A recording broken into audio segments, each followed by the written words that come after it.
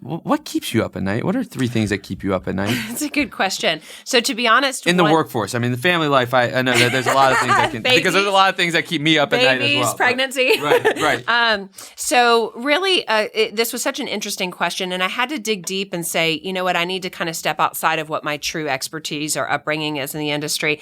I think one of the things that keeps me up at night right now is we're in a kind of what I think is an unprecedented new normal, particularly in the bond space, because we have a force of investors that really have never experienced a rising interest rate environment ever, and how that might work together. We see correlations in down markets continue to rise on the equity side, and then yet we might kind of, if we have this colliding of bad equity markets, but also bonds at historically low levels still, I think that's one of the things, just to be honest, that keeps me up at night. Yeah. I do think these are the kinds of events that really challenge the commoditization, is that a word? That's a good word. Very good word. Of the money management side of the industry. So, we're trying to really expand the traditional asset allocation into more alternatives and things of that nature, because we really feel that the bond space is not going to be a great place to go and hide for the long term. And I think that just to touch on, I'm going to cut you off for a second, but just to touch on that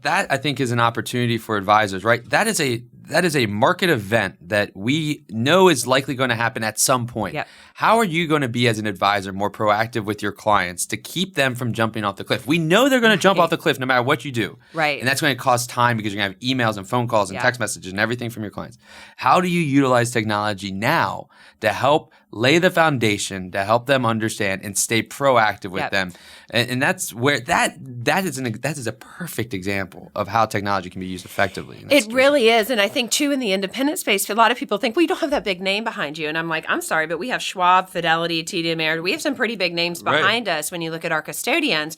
But we also have the ability to reach out and grab research and data from anywhere. So what we do at Lakeview is we've actually selected kind of decks of market slides from a single, big competitor, but yet we get approved to kind of receive these decks. And our clients look at those every quarter. Every time we have a review, we're looking at the same slides updated, and we're talking about the conditions in the market. So we're using kind of all the resources that we have out there. We don't need to produce it necessarily. We do produce a lot of our own white papers and things like that, but we review these same things over and over again, and we really value education so that we can say, okay, let's go back to the slides. Let's remember the foundation that we've laid. Are they going to jump off the cliff? Some of them are. Some of them thrive on jumping off the cliff, right? And we have to let them be themselves, and we have to make sure they feel safe to tell us they're jumping off the cliff, and that's what they're doing. But as long as we give the best idea or the best educational process, and then we're consistent with it to allow those who aren't trained or haven't come up in this industry to absorb it, start to understand it. I mean, that's really one of the things that we do that I'm really, really proud of. That consistency in that educational process is absolutely vital.